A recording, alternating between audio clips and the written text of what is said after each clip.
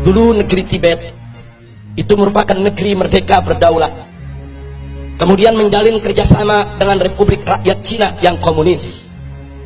Setelah ada perjanjian kerjasama, Cina mengirim ribuan tenaga kerja ke Tibet, saudara, membangun kota, membangun jalan, membangun kantor-kantor pemerintah, saudara.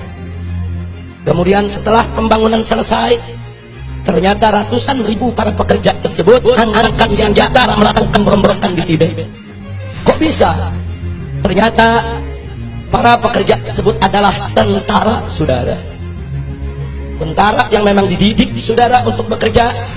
Kemudian setelah itu Tibet jatuh, dikuasai oleh negara Cina, dan pimpinan tertinggi agama yang ada di Tibet, yaitu Dalai Lama, ditangkap dan diusir ke luar negeri sampai hari ini, saudara.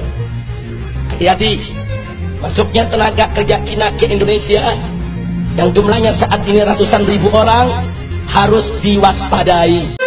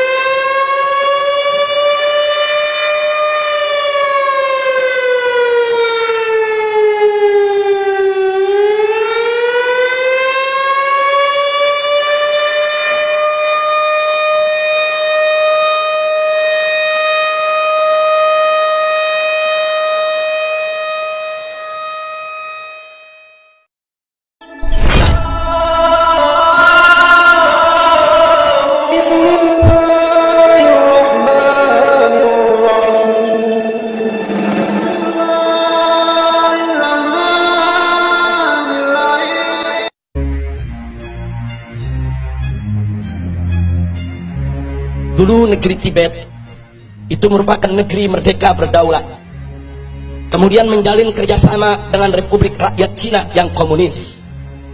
Setelah ada perjanjian kerjasama, Cina mengirim ribuan tenaga kerja ke Tibet, saudara, membangun kota, membangun jalan, membangun kantor-kantor pemerintah, saudara.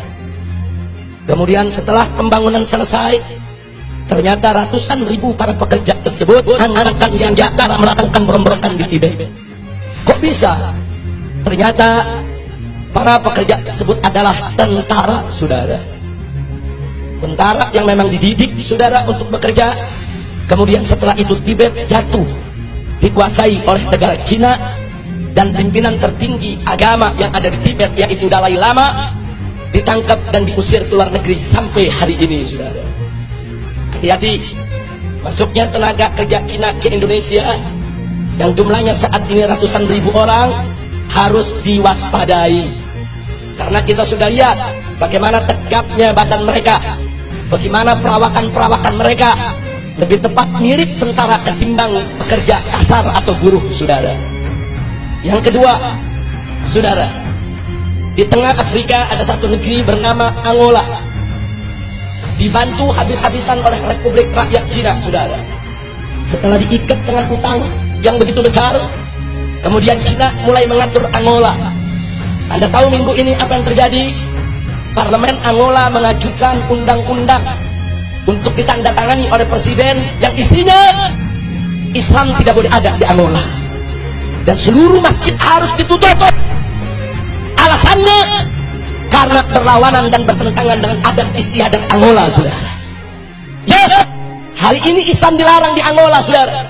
Bagaimana dahsyatnya pengaruh Cina komunis sampai di Afrika, saudara, dipengaruhi sedemikian rupa.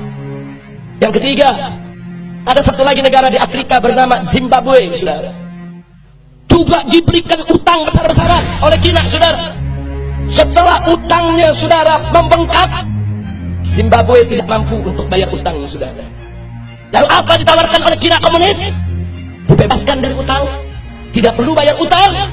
Tapi mulai saat itu Zimbabwe harus meninggalkan mata uangnya dan belanja sehari-hari dengan mata uang Cina, yaitu yuan, saudara.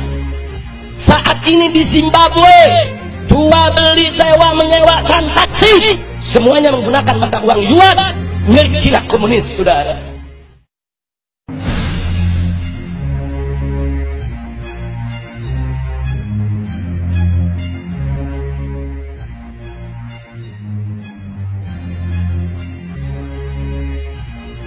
Proyek reklamasi pantai, saudara, ini reklamasinya sudah berjalan, duit triliunan dari investor Cina sudah masuk, saudara.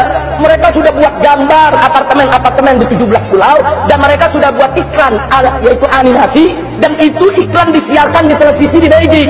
Kenapa nggak diiklankan di Jakarta biar orang-orang kaya pribumi yang beli, saudara? Enggak, diiklankannya di Beijing, di pinggir laut. Kalau sudah namanya di pinggir laut, besok mereka menguasai laut, mereka bisa memasok apa saja yang mereka mau.